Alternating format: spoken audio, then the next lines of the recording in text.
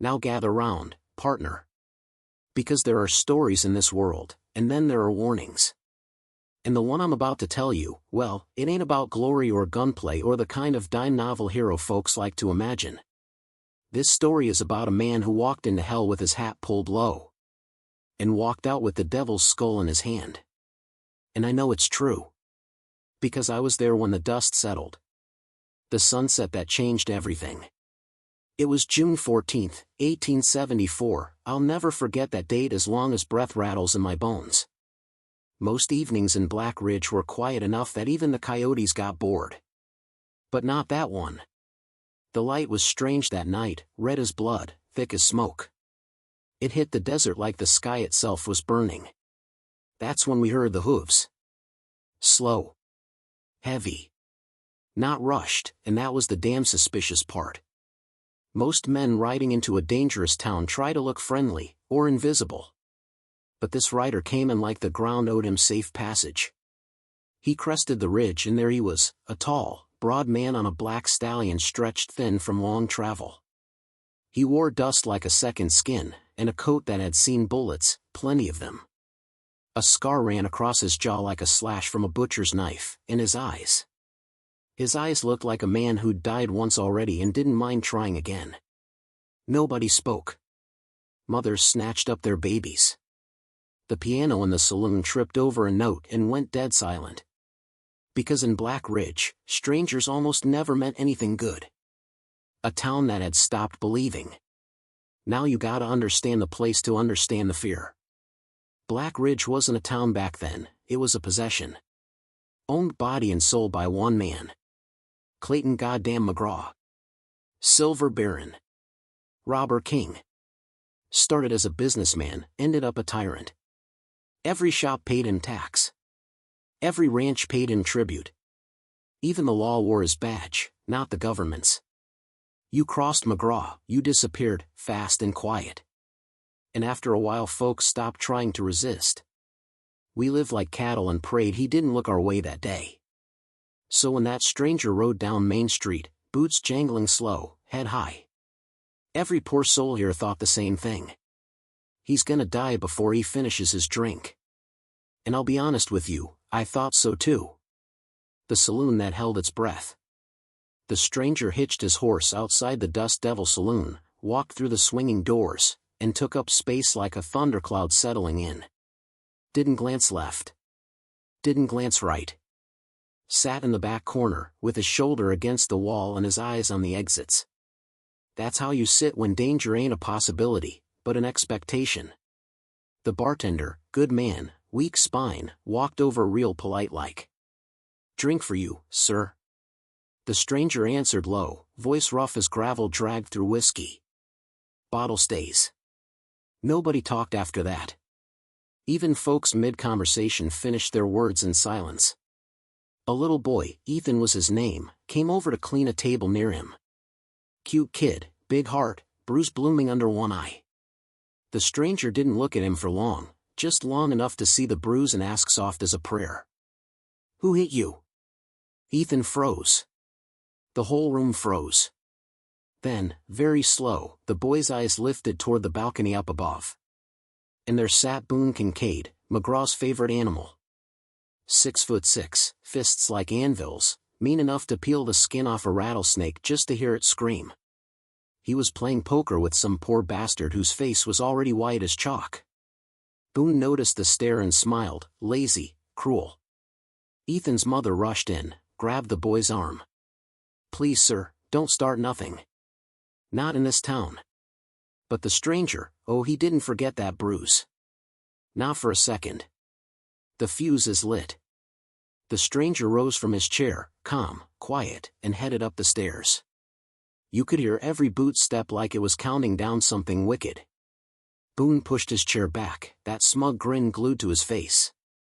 Something I can help you with, friend? Yeah, the stranger answered, voice steady as doom.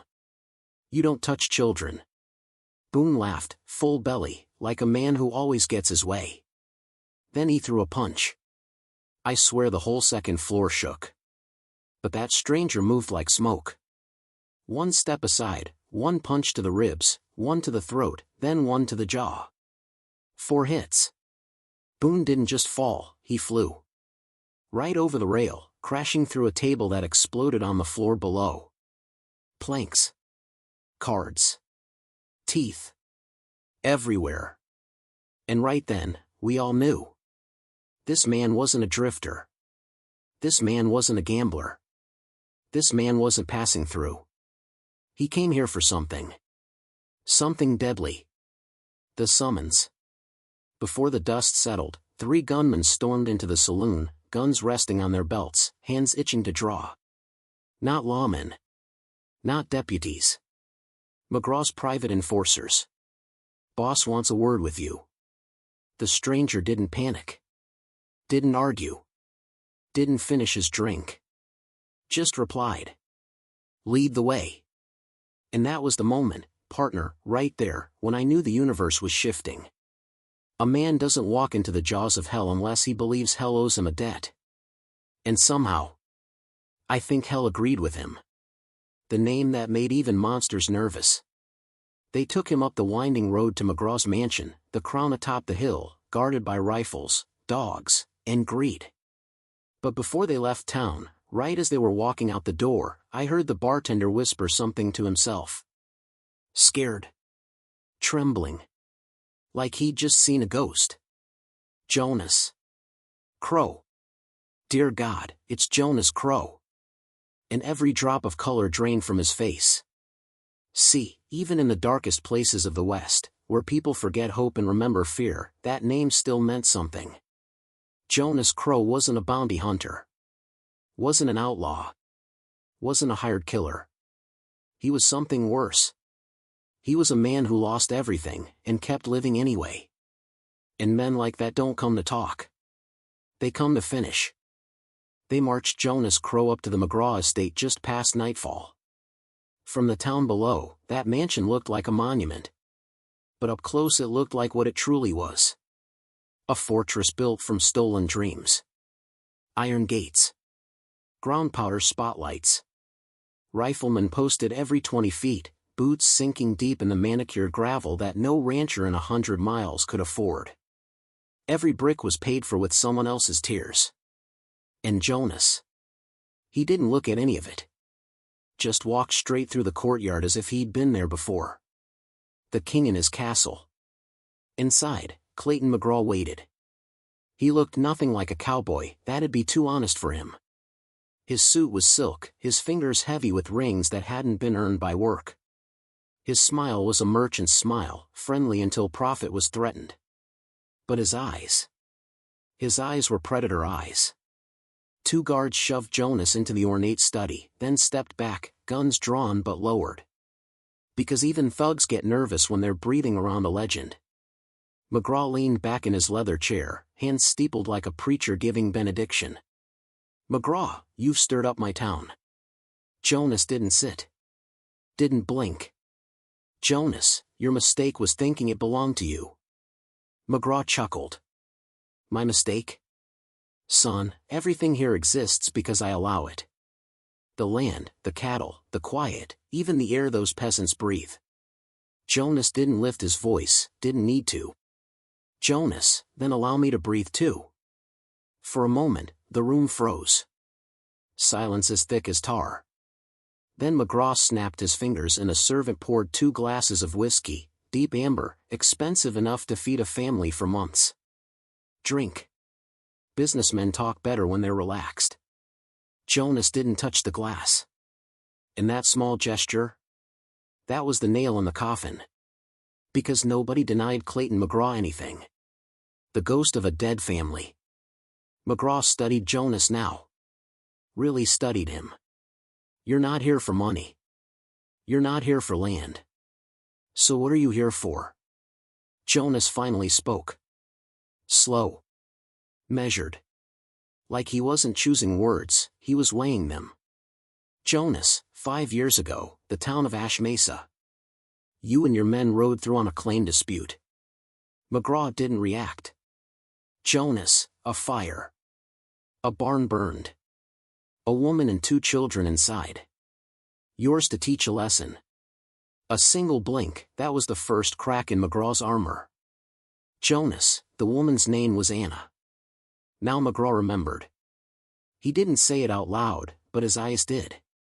Jonas Crowe didn't need to explain further.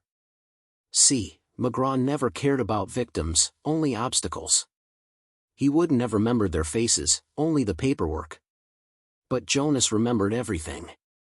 Carrying Anna's body out while the barn collapsed behind him. Holding his children, both still warm, knowing life had stopped anyway.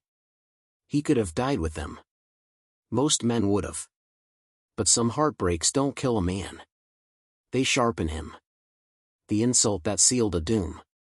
McGraw exhaled, long, almost bored. All that, over a woman? Jonas didn't move, but something in the room changed temperature. Then McGraw added. You should thank me, actually. A man with a family is weak. Look at you now, sharp as a knife. Efficient. The guards shifted uneasily, sensing a storm. Jonas lowered his head just a fraction, not in fear, but in decision. Jonas, tomorrow. Sunrise. Main Street. McGraw laughed, full belly, shaking his head. You want a duel? You want to pretend this is some old-fashioned justice? You think killing me fixes anything? Jonas stepped closer, boots grinding against the imported rug. Jonas, I'm not here to fix the world. I'm here to end one man. The room fell stone-dead silent. Then McGraw, arrogant beyond reason, smiled wide. Fine. Sunrise it is. But you won't walk 10 feet out of this mansion without my say-so. He nodded toward the guards. But before they could touch Jonas, McGraw raised his voice again. No. Let him walk. Let the town see him alive tonight. And then, the true venom. I want them to hope. Because even in murder, tyrants like to play with their food. The long walk back. Jonas descended the hill alone. The guards didn't escort him. They didn't have to. The whole mountain was a trap, and everybody knew it. But Jonas walked slow, steady, breathing night air like it was fuel. Down below, Black Ridge had already heard the news. Doors unlocked just a crack. Shadows watching from windows. Some praying, some mourning in advance. See, nobody believed a man could kill McGraw. Not because he was fast with a gun, he wasn't. Not because he was strong, he wasn't. But because evil protected its own. He had bribes, blackmail, leverage, the U.S. Marshal Service in his damn pocket, and half the military supply chain under his thumb. Jonas didn't come to kill a man. He came to topple an empire. A boy who still believed in good. Near the edge of town, Jonas heard soft footsteps behind him. Ethan, that same kid from the saloon, ran up slow, hands shaking as he pressed something forward. A small, hand-carved toy horse. Rough wood. Uneven legs. Made with love and clumsy fingers. Ethan, it's for luck. Jonas crouched, scarred man lowering himself to a child's height. Jonas, why give this to me? Ethan swallowed hard. Because you're the first person who wasn't scared of him. Jonas stared at the boy a long time. His voice softened, not for weakness, but for truth. Jonas, kid, it's not that I ain't scared. It's that I'm scared of something worse if I don't do this. Ethan didn't understand, children aren't meant to. But he nodded anyway, brave in the way only the young can be. Jonas placed the toy in his coat. Not in a pocket. Over his heart. Martha, the conscience he didn't ask for. At the boarding house, the door opened before Jonas even knocked. Martha Briggs stood there, widow, mid-40s, the closest thing Black Ridge had to a mother for the broken.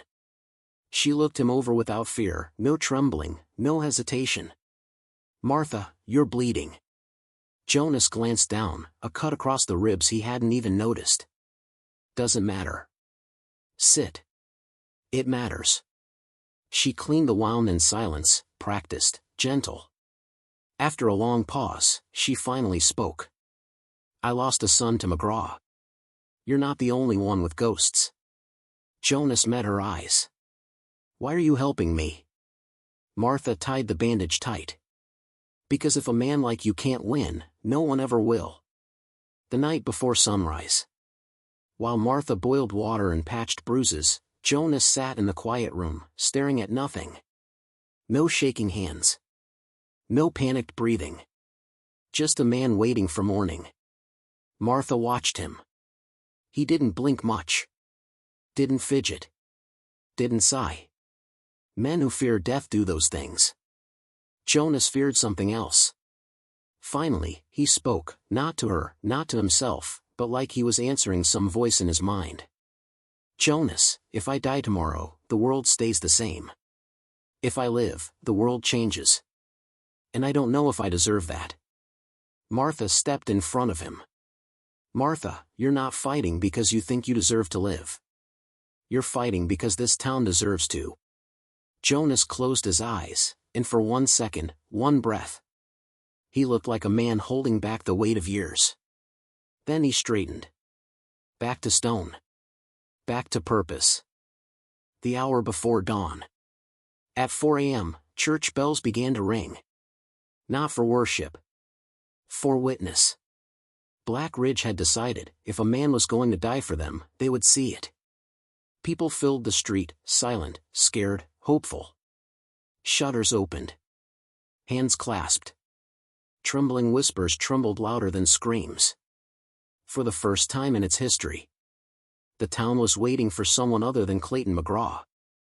And miles away on the ridge, McGraw put on his gun belt. Sunrise in the desert doesn't drift and gentle. It strikes, sudden and merciless, like a match to dry tinder. That morning, the sky over Black Ridge burned gold and red. Even the wind seemed to pause. Because history doesn't like to be interrupted when it's choosing a side. The walk to Main Street.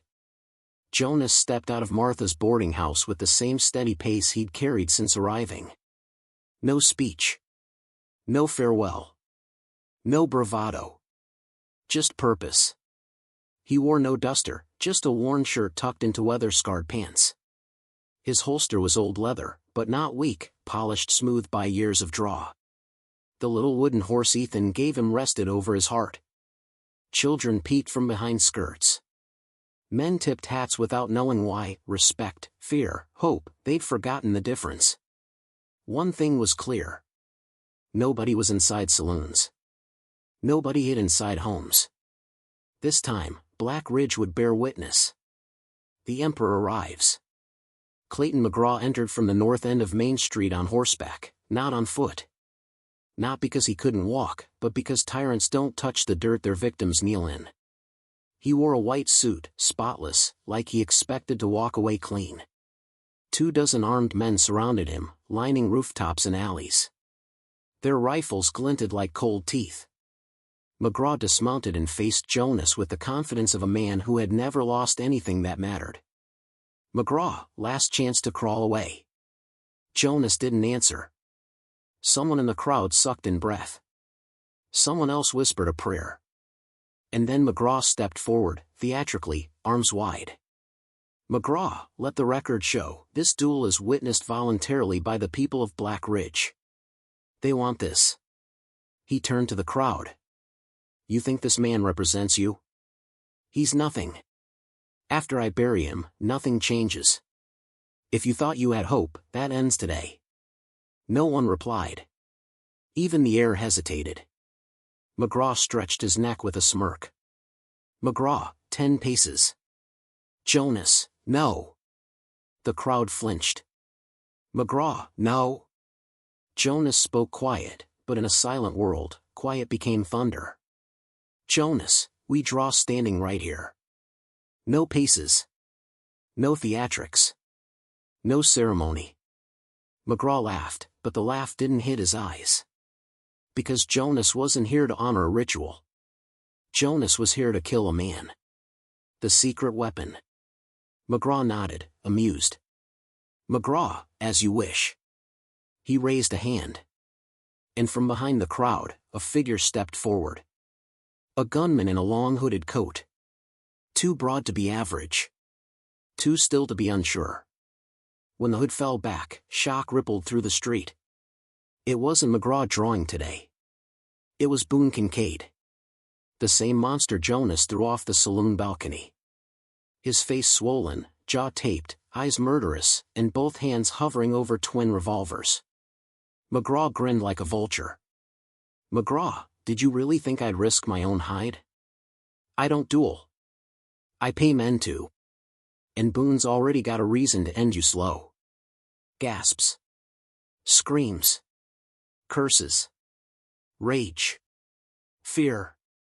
People begged Jonas not to do it. Martha shook her head, tears in her eyes. Ethan clutched his father's sleeve, whispering, "No, no, no." But Jonas didn't blink. Not once. The draw. McGraw raised his hand and counted loud, for show. 3. A bird screeched somewhere far off. 2. Wind kicked dust between them. McGraw, smirking, won. He didn't finish the word. Because Jonas Crowe and Boone Kincaid both moved before sound finished forming. Boone drew 2 guns, blindingly fast, arms crossing in a practiced kill pattern meant for overwhelming fire. Jonas drew once. Just once. One motion. One breath. One bullet. But Boone got his shot off too, a split second later. And the world cracked open. Gunshots thundered across Main Street, echoing off stone and bone. A flock of birds exploded from the roofline. Time slowed. Dust shimmered. And when reality returned, Boone Kincaid's knees buckled. Jonas's bullet hit him dead center, through the throat, shattering spine. The gunslinger hit the dirt lifeless before his pistols fully fell. The crowd gasped in disbelief. Because for the first time in Black Ridge history, McGraw had lost something he cared about. And Jonas, stone-faced, stood tall. But then, blood blossomed dark across Jonas's side. Boone's second shot had landed, low, near the ribs. Not fatal right away. But bleeding that deep in a desert fight? It was a race against time. Jonas wavered. A stumble, the first sign of weakness. The crowd cried out. McGraw smiled. The coward's play. McGraw pulled his own gun now, confidently, leisurely. Not to duel. To finish a wounded man. McGraw, I warned you, nobody kills Clayton McGraw. He took aim. Jonas tried to lift his weapon, arm shaking, strength fading. McGraw cocked the hammer, savoring it. You die. And after that, I'll make sure this town never forgets who allowed hope, and who destroyed it. He pulled the trigger. The shot rang out. But McGraw didn't fire. Because McGraw fell. A bullet ripped through his shoulder. Everyone froze, searching for the source. And their hands trembling, holding a rifle almost too big for him. Ethan. The little boy who gave Jonas the wooden horse. The boy who lit a wildfire. McGraw screamed, pain turning to rage. McGraw, kill him. His guards raised rifles toward Ethan. And for the first time in their lives, the people of Black Ridge made a decision faster than fear. A mother threw herself over Ethan. A rancher fired first. A miner slammed a guard against a storefront.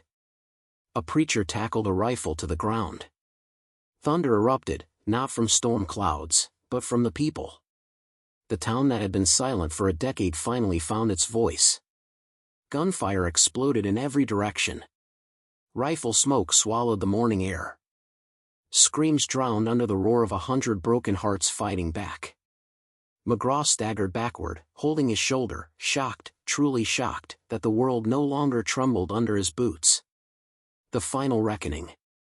Jonas forced himself forward, blood pouring, vision swimming. Every step was war. Every breath was fire. McGraw tried to run, dragging himself toward his horse. Jonas collapsed once, caught himself, pushed deeper. McGraw reached the saddle. Jonas grabbed his coat. Spun him around. McGraw tried to fire, Jonas caught his wrist, twisted, bones cracked. McGraw screamed. Jonas looked him dead in the eyes. No rage. No satisfaction. Just truth. Jonas, this is for all of them. One shot. Point blank. Clayton McGraw fell in the dust, the same dust he forced the world beneath his heel. Dust he finally belonged to. When the music stops. Gunfire died down. Smoke drifted like ghosts. McGraw's guards were dead, fled, or surrendered, nobody cared which. The people didn't cheer. Didn't rush the body. They turned toward Jonas, slow, reverent, stunned. He swayed, bleeding out fast now, life draining through fingers pressed to his wound. Martha ran to him, catching him before he hit the ground. Martha, stay with me. Stay. You did it. You did it. Jonas looked at Ethan through fading vision. The boy cried, terrified, not for himself, but for the man who gave him courage. Jonas reached into his coat. Pulled out the wooden horse. Placed it in Ethan's hand. Jonas, keep it. Remind yourself, courage isn't the absence of fear. It's doing what's right anyway. Ethan sobbed harder. Jonas smiled, thin, weak, but real. Then his eyes closed. Breath slowing. Jonas Crowe's eyes closed. But the world around him did not go quiet. The air rang with the sound of a town that had just broken its chains. Some wept. Some collapsed to their knees in disbelief. Others held each other like people waking from the longest nightmare of their lives. But all eyes drifted toward Jonas, as if the sun itself was waiting on his breath. Martha pressed her ear to his chest, praying to hear what science, medicine, and reason all said she wouldn't. For 3 long seconds, there was nothing but silence. Then, a faint, ragged gasp. Jonas Crowe was still alive. Barely. The battle after the war. Martha screamed for help. A rancher and a blacksmith rushed forward, lifting Jonas with desperate care. Blood poured between their fingers as they carried him toward the boarding house. Martha, move. Clear the way, now. And for the first time in the history of Black Ridge, everyone followed an order not out of fear, but out of love. They laid Jonas on Martha's bed, the only room with enough light and water to help. Ethan held a cloth to the wound, hands shaking but determined. For hours that felt like years, Martha, the town doctor, and half a dozen volunteers fought the Reaper. Outside, the town stayed silent. No music. No celebration. Nobody touched McGraw's body. Because grief and hope were tangled together, and nobody dared to separate them. The man who wouldn't quit. Jonas woke 3 days later. Not gently, he shot up, eyes wild, reaching for a gun that wasn't there. Martha caught him by the shoulders. Martha, easy. It's over. You're safe. But Jonas didn't calm until Ethan stepped forward, holding the wooden horse like a lantern of truth.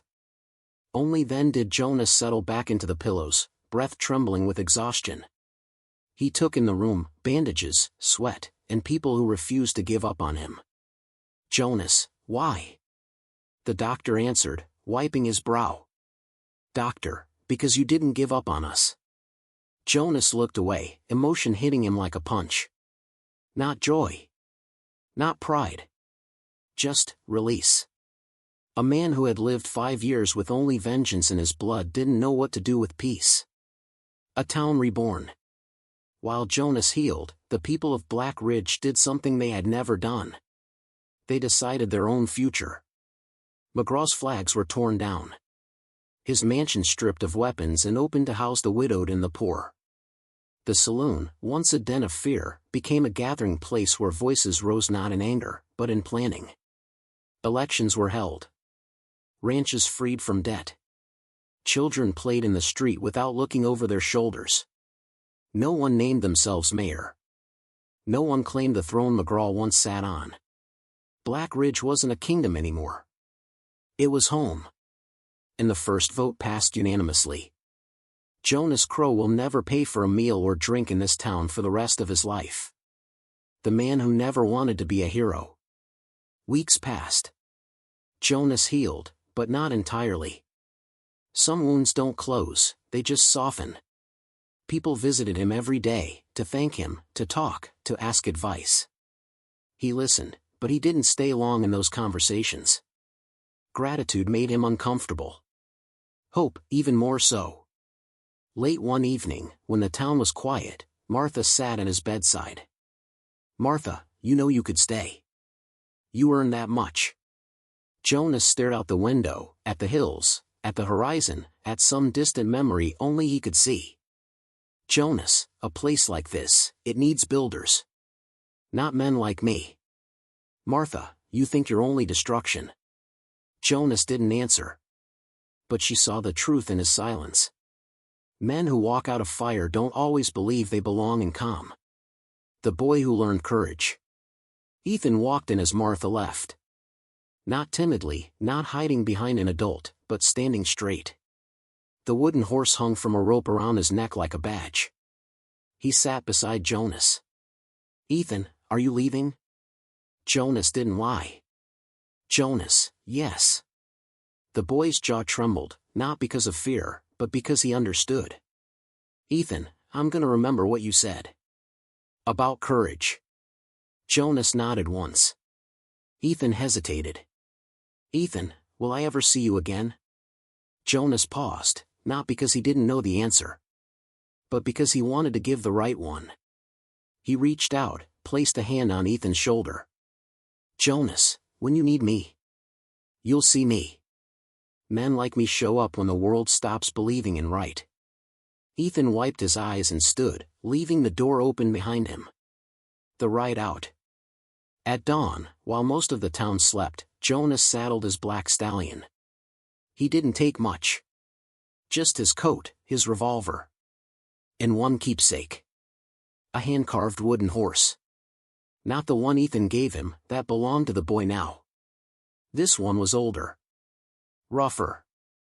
Made by small hands that would never grow up. Jonas tied it to his saddle horn. Before he rode out, he left a folded note on Martha's porch. She would find it an hour later. The handwriting was sharp, the words few. "Thank you for reminding me I'm still human." Then Jonas touched his hat, turned his horse toward the horizon, and rode. Not fast. Not fleeing. Just moving, like a man who knows his work isn't finished. The legend begins. Stories spread faster than bullets in the West. By summer, miners in Nevada spoke of a gunslinger who toppled a tyrant. By fall, cowhands in Colorado swore they saw him break up a land baron's army. By winter, gamblers in Santa Fe whispered of a ghost who hunted corrupt lawmen. Some said he died and came back. Some said he couldn't be shot. Some said he was the wrath of God wearing a man's skin. But the people of Black Ridge, the ones who knew, told it different. They didn't call him a demon. They didn't call him a savior. They called him Jonas Crowe, the man who reminded the West that courage is contagious. And every time the story was told, every time a child whispered his name, the wooden horse around Ethan's neck shone like polished hope. The final word.